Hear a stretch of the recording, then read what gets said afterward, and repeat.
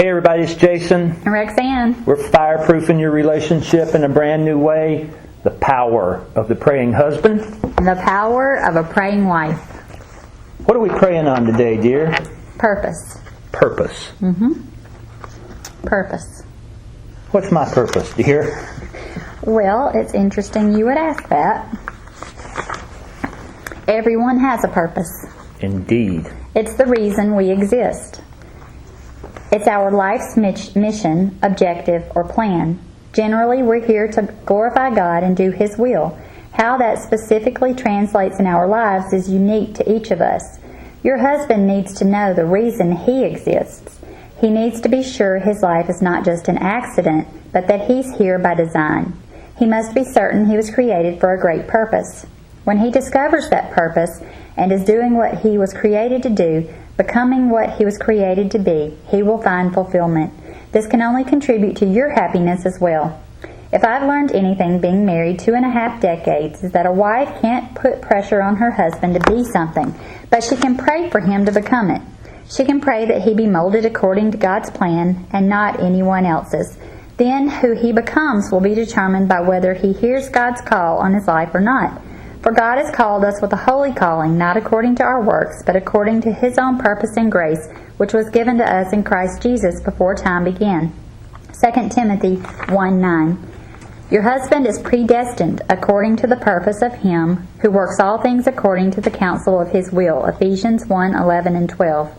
But you still need to pray that he hears God's call, so that who he is and what he does lines up with God's purpose for his life. You can always tell when a man is not living in the purpose for which God created him. You sense his unrest. You get a feeling something is not quite right, even if you can't put your finger on it. When you're around a man who is fulfilling his calling and doing what he was created to do, you're aware of his inner direction, confidence, and deep security. How do you feel about what your husband is doing with his life? Do you lack peace about it because he's on a path that's unfulfilling, beating him down, or going nowhere?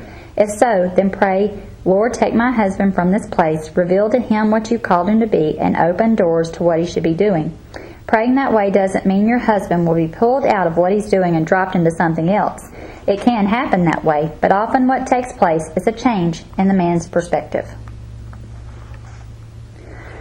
You know, this is just more of letting God lead your life, and you know when He's not, because things are just not right. And we're also told in this chapter that whatever God has called our husbands to be or to do, that we are called to support it and be part of it. So we need to view our role, whichever spouse we are, as a supporting role, and that's in every area of our marriage. Well, and we've talked about in our previous course the fireproof stuff, and if you guys are just starting with us here, make a point to go back and do the fireproof stuff, because there's some really, really good stuff in there. But Rexanne and I, early in our relationship, if you read some of the secular mainstream marriage books, they'll tell you that it's all about compromise. And we categorically disagree with that whatsoever, because in compromise, someone has to give up something, right? That's the nature of compromise. I'm giving up my fishing trip so you can have your new dishwasher, or whatever the situation is. There's compromise, and we agreed early on in our relationship that we were going to have a partnership that was based on cooperation, right? So that's that part about having that one mind on that single goal, single mission. And if you're on the same page financially and you're on the budget and all that, you can still have the money for the fishing trip, but everything else needs to be cooperation, because that's a win-win, and compromise is a lose-lose or a win-lose, and that's never good. But here's where it becomes complicated, okay? Because while wives are supposed to support their husbands in whatever God has called them to do, husbands are also supposed to support their wives in what God has called them to do. And everyone has gifts and talents. And one of my favorite stories in the Bible is about the servants and the talents. And God always gives me an opportunity to talk about this with everything that we do. And there's a reason for it, and it's because it's a very valuable lesson for you. And I'm going to paraphrase, so you Bible scholars out there, cut me a break here. But the story is that the master was going away, and he had 3 servants, and he gave each of them, I think it was 5 talents is what it was called, but it was pieces of money. We can view these as the gifts of the Spirit, is the lesson that's supposed to be learned there. The one servant takes his 5 talents, and he goes out and he conducts business transactions, and he reaps a really large profit from the work that he put in with the talents that his master gave him. The second one was a little more conservative. I mean, he did some things, but he didn't move and shake quite like the first guy did, so he didn't have as much profit. He didn't have as much profit when the master returned. The third servant was so afraid that he was going to make a bad decision and lose the money that he dug a hole and buried it. Well, when the master returned home, the first servant came and showed him this bounty that he had turned these talents into, and he was richly rewarded. The second servant came and showed him what he was able to do with the talents that he was given, and he was rewarded appropriately. And the third servant says, "Master, I was fearful and I didn't know what to do, so I buried your money to keep it safe, and here it is." And the master took the talents from the third servant, gave it to the first one, and then cast the third servant out because he wasted the talents that his master had given him. And our lesson in that is, we are all given gifts. Some of us can sing, some of us can dance, some of us are great orators, some of us are I use this because this is something that has amazed me my entire life. When people can look at a pile of wood and see a house, that to me that's just amazing, right? Because I have problems cutting straight lines, and when you can look at a pile of wood and see a house, or you can look at a lump of stone and see a statue, a face, I think that's just amazing that people have those gifts.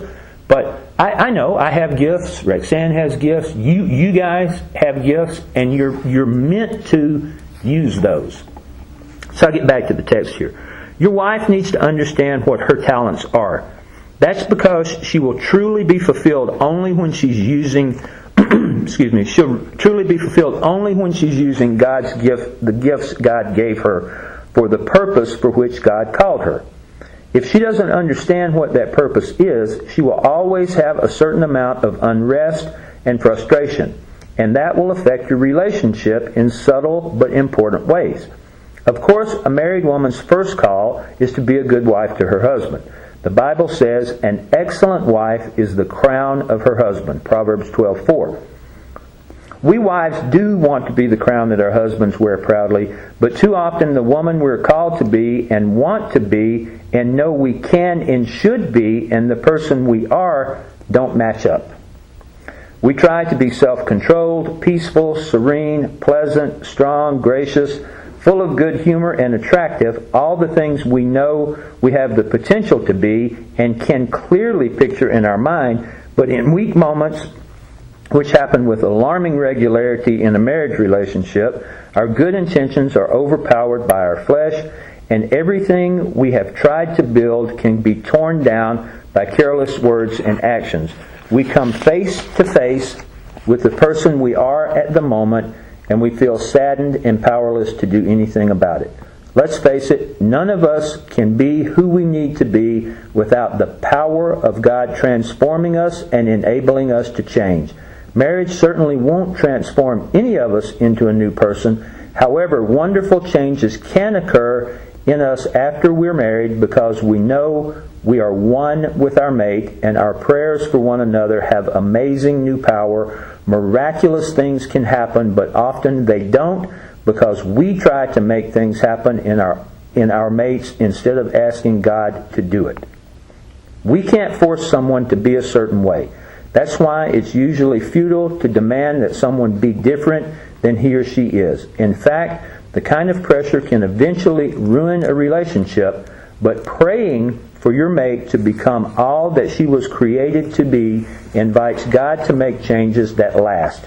Putting the process of change entirely in the Lord's hands means that you can trust that His timing and methods are perfect and that you will become free to enjoy the process. It's all true. So guys, if your wife is talented in some way or another, it is your obligation to help her, to support her, to pray her into a better place so that she can fulfill God's purpose. I mean, so many people, I see this so often. People feel that they're trapped in dead-end jobs, and people are going through bipolarism. I mean, you want to talk about the cause of bipolar, manic depression? If you're trying to live one way and God is pressuring and convicting you to live another way, that will cause you to be crazy. And I think that's a huge reason that in the United States we're prescribed as a nation more mood-altering drugs than any place in the world, when really all we need to do is submit to what it is that God has planned for us, and you don't have that torn back and forth, feel like you're spinning out of control stuff. So if you're experiencing that, if you're feeling that way, that's a symptom. That's a symptom that you're not doing what you're supposed to be doing. You're not following the path that God has put in front of you. And that's what we're doing here. And I have to be honest with you. I mean, there are times when our life gets in the way of what we're doing. And there are times when it becomes cumbersome for us to do this. But we commit to it. We do it. We make sure that we're here to share this with you guys, because we receive blessings from this every time we do it. So we have submitted to this. We've committed to it. Every time, we went through the Fireproof stuff, and God puts this information in front of us. And I'm just excited to find out what's going to be next, because that's the path, and I'm just faithfully watching the path unfold. So if you or your spouse are in this situation where you're not using your talents properly, understand that there are dire consequences for ignoring the path that God puts in front of you. I want to say that as a wife, I struggled a really, really, really long time. Most of my adult life not really knowing what my purpose was. And a couple of years ago, God started to give me some clues. And, honestly, I was kind of like, okay, I'm not feeling it. And so I didn't actively pursue it, and I just kind of put it on the back burner, and I thought, well, I'll wait and let God give me more. And I really think that's what I was supposed to do, because His timing has really been perfect in everything. I have a great husband that allows me to fulfill whatever it is God is leading me to, and I don't know exactly what that end is yet, but I'm not working outside the home. I'm working all day long, but all the work I do is for God. I'm writing daily devotionals and courses for women, and it's a huge growing experience for me, and I know that's one reason God has me do it, so that I'm growing and moving towards this ultimate purpose He has for me. And I'm touching lives along the way, and many women are benefiting from this journey that God has me on. And I can do this because my husband realizes the importance of it, and he wants me to be able to fulfill the purpose God has for me. So I know that a lot of spouses can't say that. So that's another one of those gifts. I recognize how precious that is, and I appreciate it. And let me tell you something, guys. If you're sitting there going, yeah, but we have to have two incomes in order for our household to move forward, let me tell you something. I thought that. when Rexanne was talking about, yeah, I want to quit my job because it's not fulfilling, it's not satisfying. I'm working to no benefit whatsoever, other than the financial benefit. I was like, okay, and I struggled with that for a while, and it was difficult financially, and we amassed some debt that we are in the process of getting out from under. However, now that I have submitted to that and I support her in what she's doing, and we have become that one mind, God gave me her money. I mean, seriously, because, it's just that it shows up in ways that I'm not having to work any more than I was before, but the amount of money that was offset when Rexanne stopped working for money and started working for God just kept sending the money. And it's amazing. You would have to experience it to understand it, or maybe even believe it. But since we got completely on track with God's purpose for us as a couple and individually. I mean, we're human and we falter and we bobble, but right, right. But we are, I can't. How do I say this without using that word you don't like? We are faithful to stay on this path that God has for us, and the blessings just rain down. You've seen on movies or cartoons where somebody's walking and there's this cloud of rain following them around, and that's what it feels like to me. We just get one blessing after the other, and it all comes from obedience. And I know that the more obedient we become, the more blessings that are going to come, because God has already demonstrated that. And I look forward all the time to what God is going to do next, and what He's going to show, how He's going to show out next. And I'm just constantly amazed. Every day is an adventure, waiting to see what God's going to do next. So I'm going to give you guys some tips here on how to do your prayers to enhance each other's talent. I'm gonna change this a little bit, and I'm gonna do please pray for your spouse. And you ladies again do the he/she flip-flop thing. Pray for your spouse that she will understand God's purpose in her life, that she will recognize her gifts and talents, that she will be the wife God wants her to be, that she will be the wife deserving of honor and respect, and that she will be the wife you need her to be, and that she will use her gifts to help others, and she will fulfill God's call in her life. I'm going to tell you something, guys.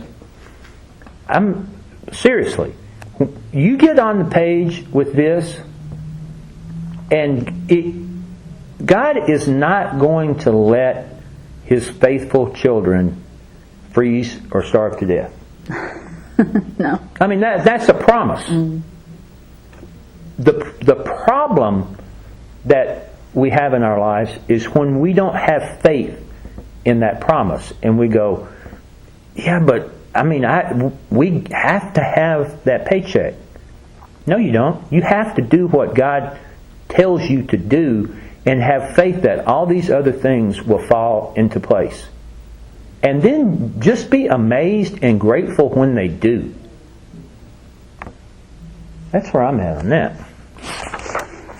I want to say we talked a little bit about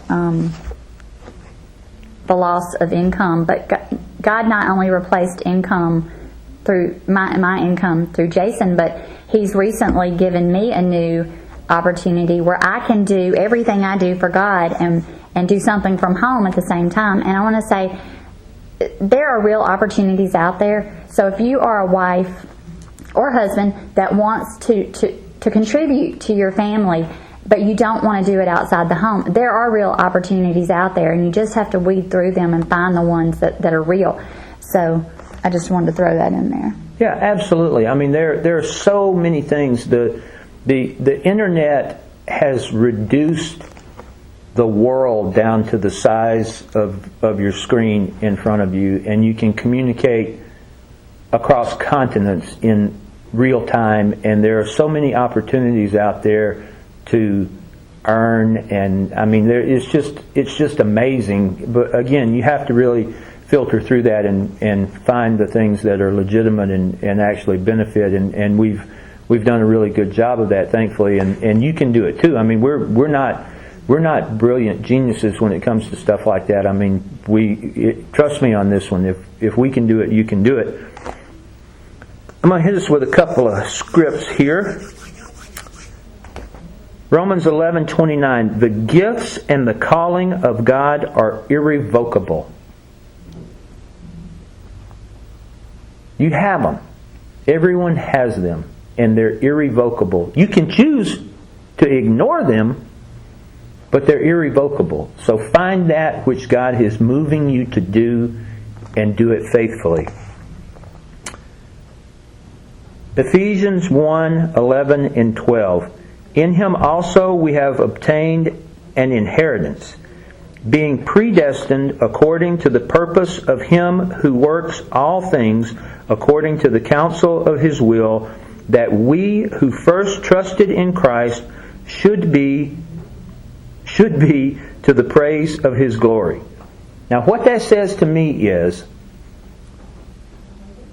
for you to do the things that God has gifted you, compelled you to do, is glorifying God.